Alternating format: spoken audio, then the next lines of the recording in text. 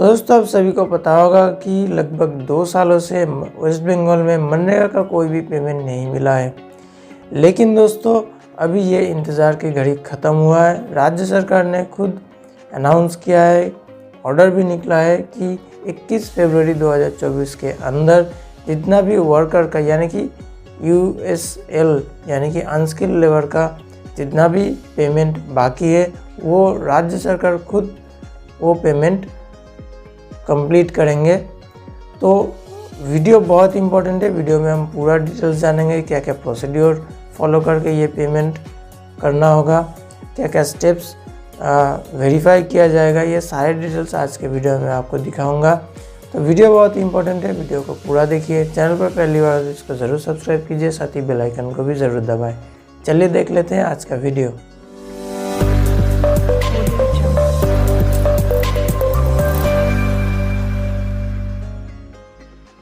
तो यहाँ पे आप देख ही सकते हैं government of West Bengal panchayat and rural development department की तरफ से यहाँ पे देखिए standard operating procedure for wage payment to Mahatma Gandhi NREGA workers by the state government, यानी कि मनरेगा का जो पैसा मतलब वर्कर का पैसा पिछले लगभग 2 साल से पेंडिंग था।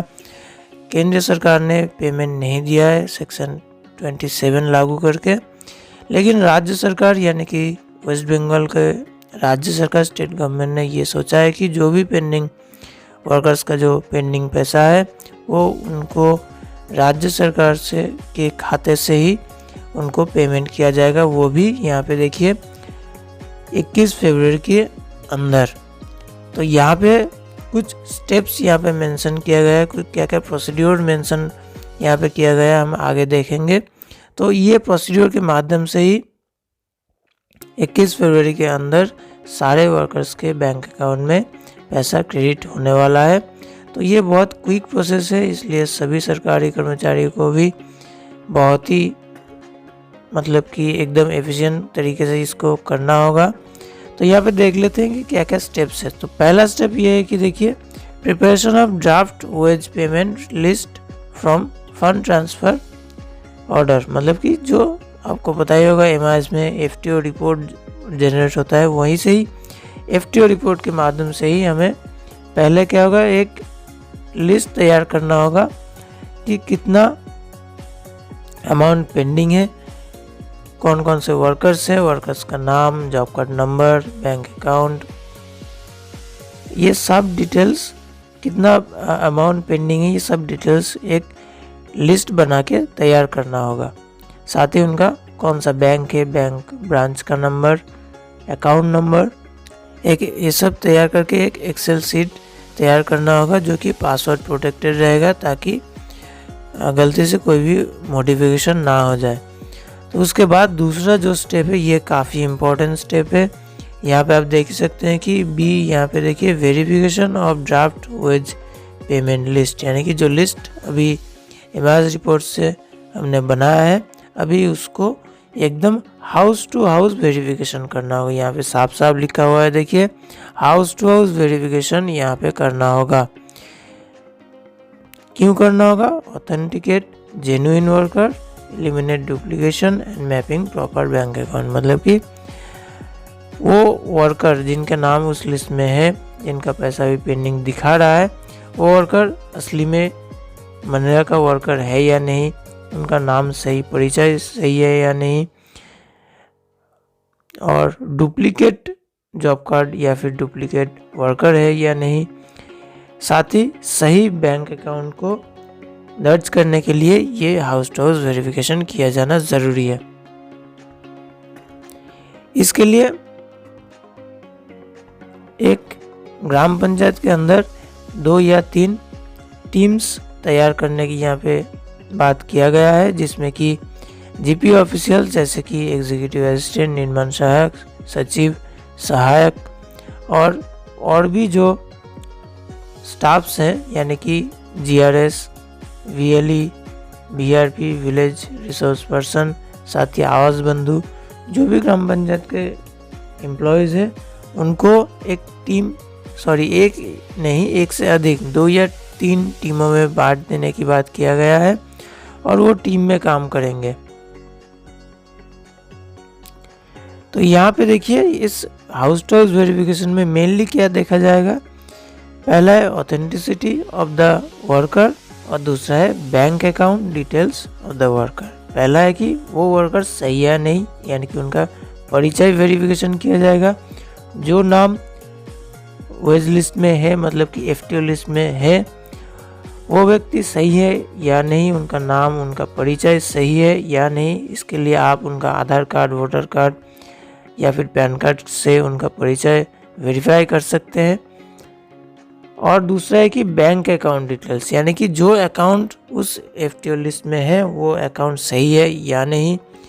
अगर सही है तो ठीक है, अगर गलत है तो सही अकाउंट का पता लगाना। ये दो मेन काम होगा हाउस टू हाउस वेरिफिकेशन में।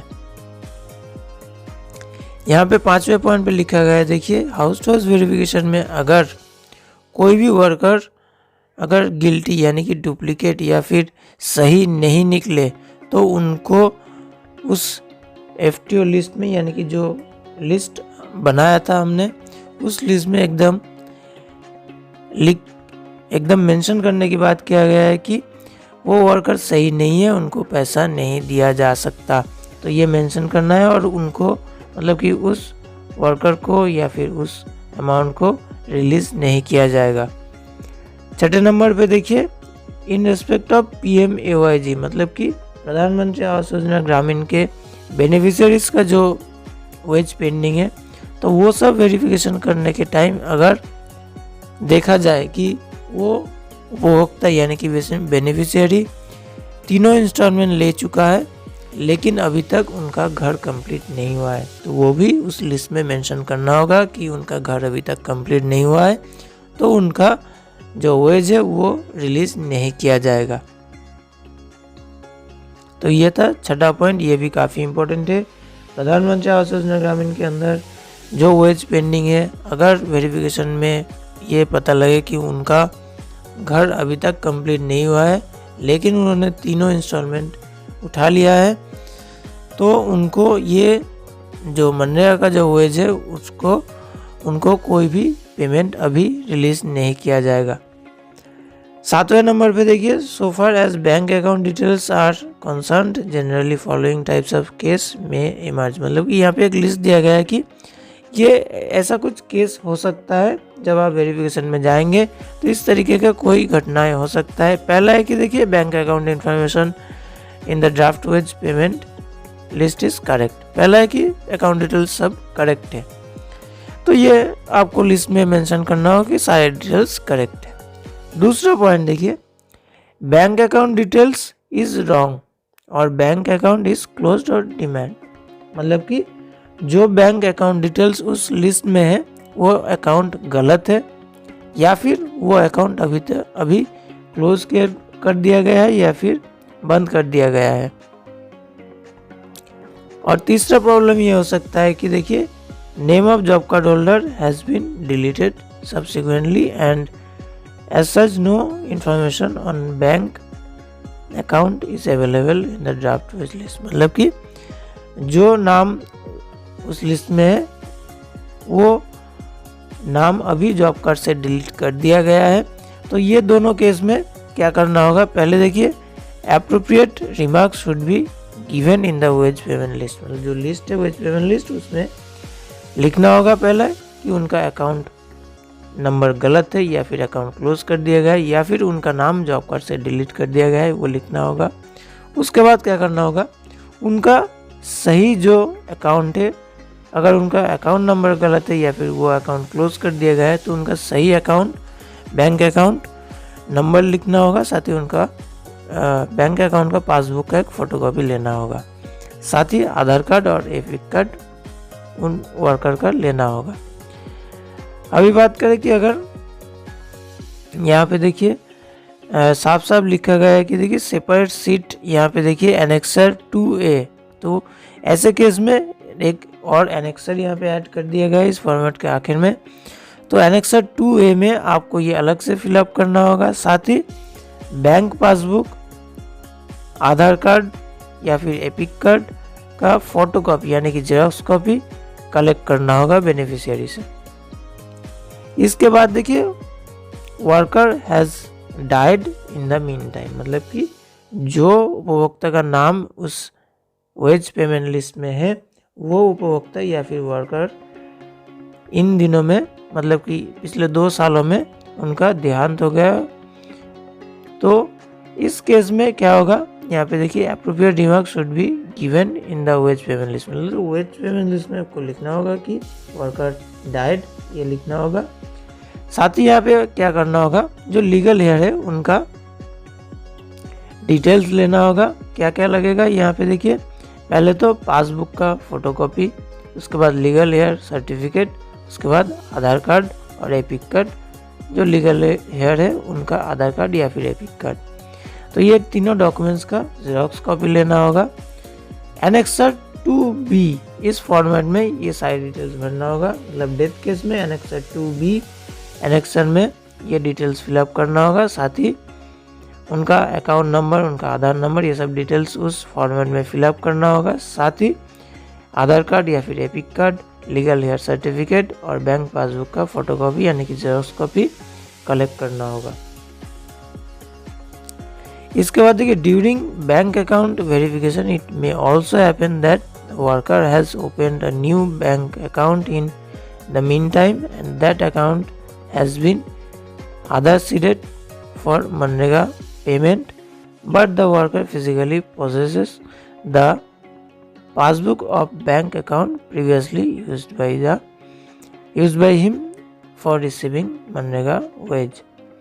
The matter shall be properly inquired and the Aadhaar seeded bank account of the worker shall be noted for making payment। मतलब कि मान लीजिए कि कोई वर्कर इन 2 सालों में एक दूसरा अकाउंट ओपन कर लिया और उसी अकाउंट में आधार सीड कर लिया मनरेगा की पेमेंट के लिए, लेकिन वो बेनिफिशियरी, जब आप वेरिफिकेशन में जाएंगे, अगर वो बेनिफिशियरी पुराना ही अकाउंट अपने पास, अकाउंट का पासबुक आपको शो करे, तो वहाँ से आपको सही तरीके से वेरिफिकेशन करना होगा कि पुराना अकाउंट क्या था, नया अकाउंट क्या है, दोनों अकाउंट उसी बेनिफिशियरी के अंदर है कि, मतलब कि उसी बेनिफिशियरी का है या नहीं, उनका परिचय वेरीफाई करना होगा। साथ ही नए जो बैंक अकाउंट है जिससे आधार सीड हुआ है वो अकाउंट डिटेल्स आपको कलेक्ट करना होगा, पासबुक का फोटोकॉपी, साथ ही अकाउंट नंबर भी नोट करना होगा। तो इस तरीके से हाउस टू हाउस वेरिफिकेशन करना होगा। 11वें पॉइंट पे देखिए, ये सारे डिटेल्स के बाद भी आपको सारे वर्कर का मोबाइल नंबर कलेक्ट करना होगा, क्योंकि मोबाइल नंबर पे ही SMS द्वारा बेनिफिशियरी या फिर वर्कर को बता दिया जाएगा कि उनका पेमेंट प्रोसेस हुआ है या नहीं, कितने दिनों में उनका पेमेंट मिलेगा। ये सारी डिटेल्स SMS द्वारा उनको भेज दिया जाएगा। तो पहले तो हमें हाउस टू हाउस वेरिफिकेशन में जो वेज पेमेंट लिस्ट तैयार किया हुआ था, वेज पेमेंट लिस्ट में सारे डिटेल्स, मतलब रिमार्क्स में लिखना होगा कि कौन सा क्या प्रॉब्लम है, सही है या नहीं, क्या गलत है, लिखना होगा। साथ ही इसके साथ जो प्रॉब्लम मैंने बताया आपको, उस प्रॉब्लम के against annexure 2A and annexure 2B दोनों फॉर्मेट को फिलअप करना होगा। जो डॉक्यूमेंट्स मैंने बताया जेरॉक्स कॉपी लेना होगा वो सारे डॉक्यूमेंट्स के साथ, और wage payment list BDO office में आपको सबमिट करना होगा, साइन किया हुआ कॉपी सबमिट करना होगा। इसके बाद BDO ऑफिस से सारे डिटेल्स वेरीफाई होगा और एक फाइनल वेज पेमेंट लिस्ट तैयार होगा, और वही वेज पेमेंट लिस्ट अभी प्लेस होगा और फंड रिलीज किया जाएगा। फंड रिलीज कैसे होगा? फंड रिलीज देखिए, राज्य से हर एक जिला का डिस्ट्रिक्ट मजिस्ट्रेट अकाउंट, मतलब कि panchayat and rural development head में जो अकाउंट है उस अकाउंट में क्रेडिट किया जाएगा। तो डिस्ट्रिक्ट से ब्लॉक हेड में वो पैसा फॉरवर्ड होगा और ब्लॉक हेड से हर एक बेनिफिशियरी को अकाउंट में पैसा क्रेडिट हो जाएगा। लेकिन यहाँ पे साफ साफ बताया गया है कि जो नॉर्मली मनरेगा का अकाउंट पहले था, सभी जिला या फिर ब्लॉक या फिर मतलब कि जो जिला PNRD का जो सेक्शन है वहाँ पे, या फिर ब्लॉक का जो मनरेगा का अकाउंट मेंटेन पहले करते थे जो अकाउंट, उस अकाउंट में कोई भी पेमेंट नहीं होगा, नए से अकाउंट तैयार करना होगा और नए अकाउंट में ही सारे पेमेंट फॉरवर्ड किया जाएंगे। तो यहाँ पे देखिए सारे दस्तावेज को यहाँ पे एकदम सही तरीके से यहाँ पे डॉक्यूमेंटेशन के आकार में रखे जाने की बात किया गया है। सारे साइन कॉपी, हार्ड कॉपी या फिर सॉफ्ट कॉपी जो दस्तावेज हम बनाएंगे वो सारे डॉक्यूमेंट्स एकदम प्रोटेक्टेड रखना होगा वीडियो ऑफिस में। यहाँ पे एक टाइमलाइन भी दिया गया है कि कौन से किस तारीख में कौन कौन सा काम को किया जाने की बात किया गया है। देखिए 15 फरवरी के अंदर फील्ड वेरिफिकेशन कंप्लीट करने की बात किया गया है। 18 फरवरी के अंदर फाइनल वेज लिस्ट बनाने और 19/2 यानी कि 19 फरवरी के अंदर पेमेंट एडवाइस तैयार करने की बात किया गया है, ताकि 21 फरवरी के अंदर सारे पेमेंट बेनिफिशियरी के बैंक अकाउंट में क्रेडिट कर दिया जाए। तो ये जो इनिशिएटिव या फिर स्टेप जो सरकार द्वारा लिया गया है, ये आपको कैसा लगा नीचे कमेंट बॉक्स में ज़रूर लिख के बताइए। चलिए दोस्तों, मिलते हैं मेरे अगले वीडियो में।